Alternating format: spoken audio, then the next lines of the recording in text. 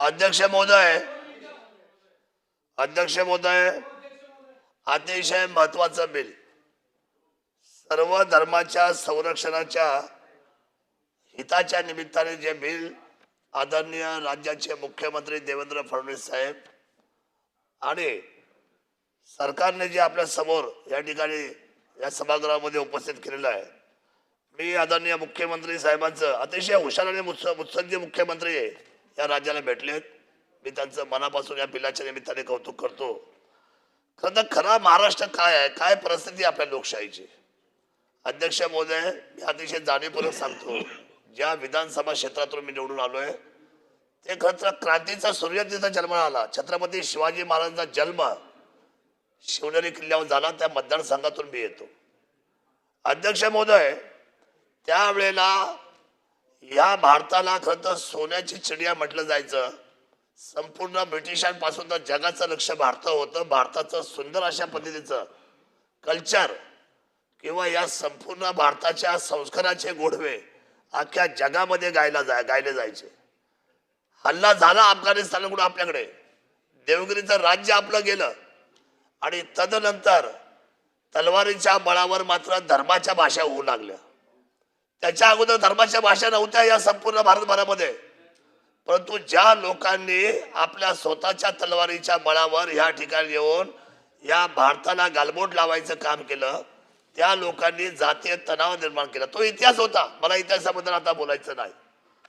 पण लोकशाहीला निर्माण करत असताना डॉक्टर बाबासाहेब अतिशय हुशार, विद्वान, बॅरिस्टर झाले, PhD होल्डर झाले, लंडन मध्ये होते, अमेरिकेमध्ये होते, परंतु सगळं लक्ष भारत होतं. ते भारतामध्ये आले आणि भारतामध्ये आल्यानंतर आज आपण ती लोकशाही मान्य केली, संविधान मान्य केलं डॉक्टर बाबासाहेबांचं.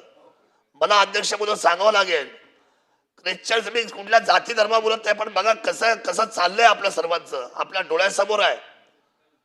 ख्रिश्चन धर्म जो आताचा आहे, ह्या ख्रिश्चन धर्माचे सगळे लोक उच्च शिक्षित आहे, विद्वान आहे. परंतु ज्या शाळेमध्ये आम्ही आमची मुलं शिकायला घालतो, शाळेमध्ये काय सांगितलं जातं अतुलजी? ख्रिश्चन शाळेमध्ये आता सांगितलं जातं की तुमच्या मुलींनी कपड्याला टिकली लावायची नाही. अध्यक्ष मध्ये हा विषय गंभीर आहे की नाही? जर कपड्याला टिकली लावायची नाही तर तुमचा मुलगी शाळेमध्ये राहील, मग हे मला सांगा, ही कोणती पद्धत आहे? मग हा असलेला अत्याचार, हा असलेला अन्याय, हा धर्माच्या आणि संस्काराच्या विरुद्ध आहे की नाही? आज साधी गोष्ट, तुम्ही तुमच्या कपड्याला टिका लावलाय साहेब. उद्या जर तुम्हाला या खुर्चीवर बसायचं असेल तर कपड्याला तुम्ही टिका लावायचा नाही, जर असं तुम्हाला कोणी म्हटलं गेलं तर मला असं वाटतं अध्यक्ष महोदय, या संविधानाचा तो अपमान आहे.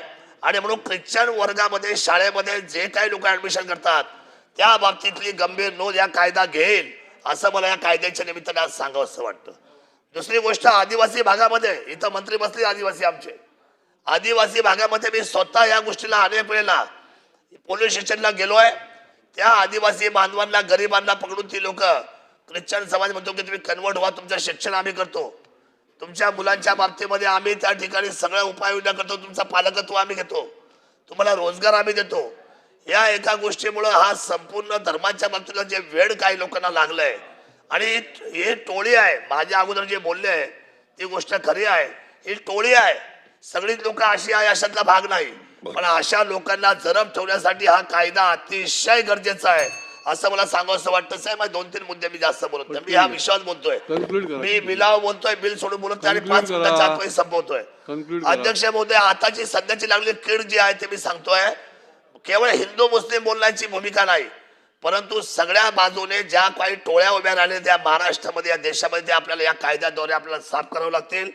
अध्यक्ष महोदय, मला सांगा, काही ठिकाणी काही विकासक, काही बिल्डर आहे, आपल्या सडकोकडून म्हणा किंवा आपल्या शासनाकडून काही प्लॉट घेतात, ते प्लॉटवर राणे साहेब बिल्डिंग बांधतात आणि ते लोक काय म्हणतात, ह्याच कम्युनिटीला राहायचा अधिकार आहे, ही कम्युनिटी सोडून तुम्हाला मराठी माणसाला सुद्धा आतमध्ये आम्ही घेणार नाही.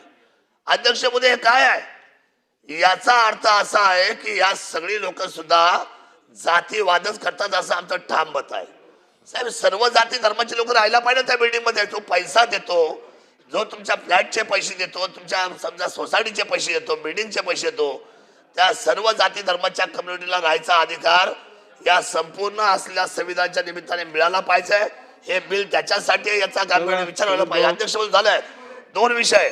अध्यक्ष महोदय मला एक सांगा, हे बिल काय महत्वाचं आहे मला एक सांगा. अध्यक्ष महोदय पाकिस्तान जिंकला जातो आणि फटाके मालेगाव भिवंडी आज कशासाठी हे काय चाललंय नागपाडा. अध्यक्ष महोदय हे माझे मुस्लिम बांधव सभागृहातले काही लोक आज बोललेत. अध्यक्ष महोदय काय बोललेत हे लोक आज असे बोललेत यांना मताचं पडलंय. हे काय म्हणतायत साहेब, हे म्हणतायत की आम्हाला इथं अल्पसंख्याक म्हणून भीती वाटते. अध्यक्ष महोदय रस्त्यावर नमाज रस्त्यावर रोजा आजही या सगळा भाईचारा हा महाराष्ट्र टिकून आहे आणि इथे कुठल्याही पद्धतीमध्ये आमच्यामध्ये कोणतीही एकमेकांमध्ये बनाव नाही. मला सांगा साहेब, अध्यक्ष महोदय AR अंतुले साहेब या राज्याचे मुख्यमंत्री झाले महाराष्ट्राचे. AR अंतुले सूचना असेल तर लगेच साहेब सांगा. म्हणजे कुणाला जास्ती आहे. मी पुढच्या सदस्याचं नाव घेणार आहे. अध्यक्ष महोदय मला पुढच्या इथे सदस्याचं नाव जातीवाद घ्यायला नाही, पण हे बिल फार महत्वाचं आहे.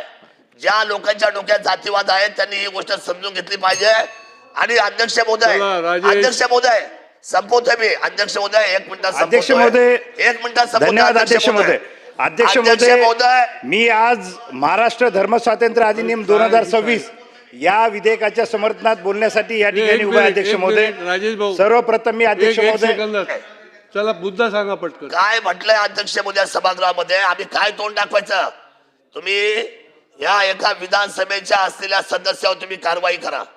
अध्यक्ष महोदय छत्रपती शिवाजी महाराज यांच्या कपड्याला जर कोणी पायाने जर तुम्ही त्या ठिकाणी कुंकुम तिलक केला असेल तर मी त्या जितेंद्र सूर्याजी पिसालचा जाहीर धिक्कार करतो आणि कारवाई सदनाने करावी अशी अध्यक्ष महोदय